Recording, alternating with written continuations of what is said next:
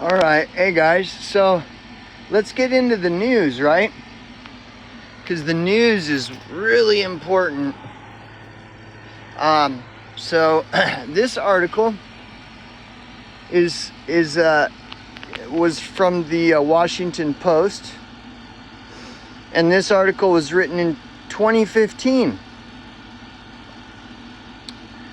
So let's read this, and then I'll come back with some commentary.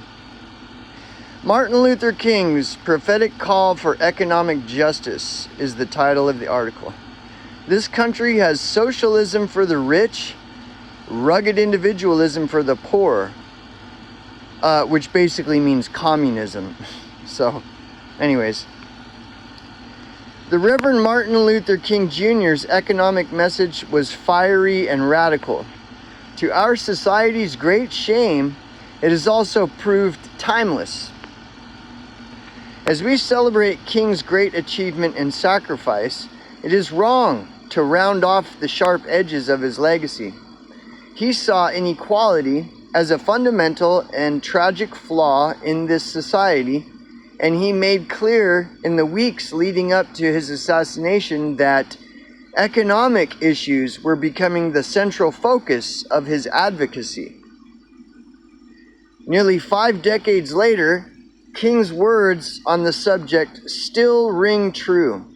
On March 10th, 1968, just weeks before his death, he spoke to a union group in New York about what he called the Other America. He was preparing to launch a poor people's campaign whose premise was that issues of jobs and issues of justice were inextricably intertwined.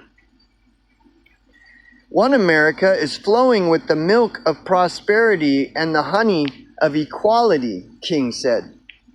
That America is the habitat of millions of people who have food and material necessities for their bodies, culture and education for their minds, freedom and human dignity for their spirits.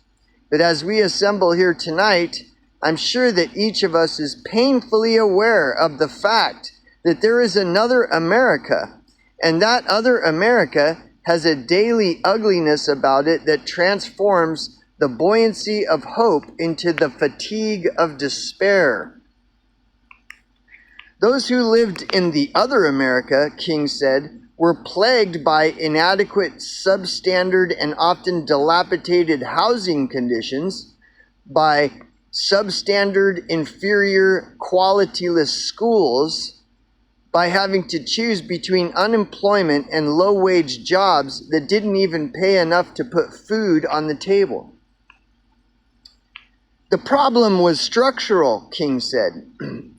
This country has socialism for the rich, rugged individualism for the poor, which is basically what communism is. 8 days later, speaking in Memphis, King continued the theme.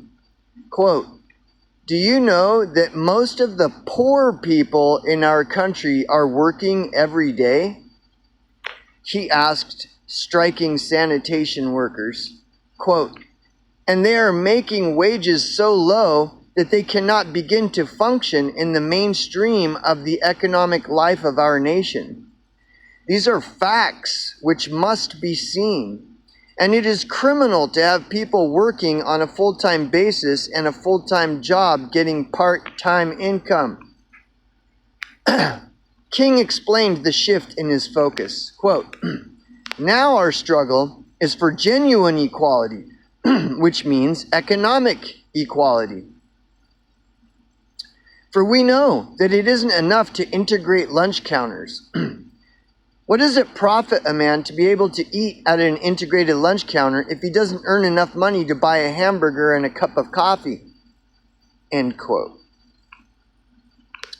Obviously, much has changed for African Americans since that time. Anyone who says otherwise is plainly wrong.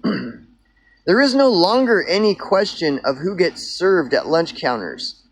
Mississippi, where African Americans were once disenfranchised at the barrel of a gun, has more black elected officials than any other state.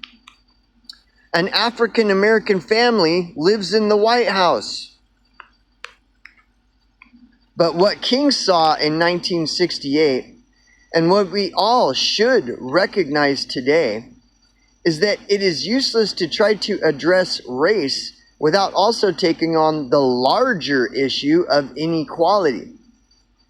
He was planning a poor people's march on Washington that would include not only African Americans, but also Latinos, Native Americans, and poor Appalachian whites.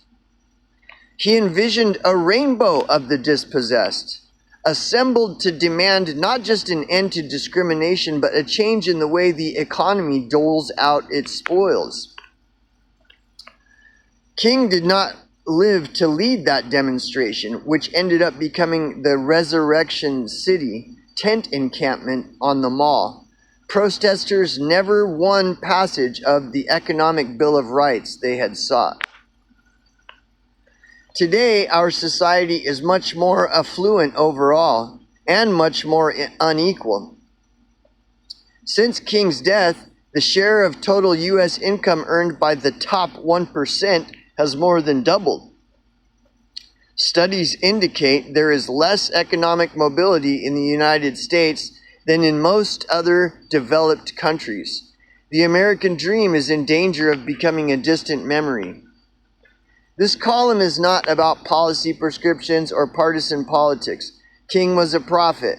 His role was to see clearly what others could not or would not recognize and to challenge our consciences. Paying homage to King as one of our nation's greatest leaders means remembering not just his soaring oratory about racial justice, but his pointed words about economic justice as well. Inequality, he told us, threatens the well-being of the nation. Extending a hand to those in need makes us stronger. So, I will do a follow-up video with my commentary on this. Thanks.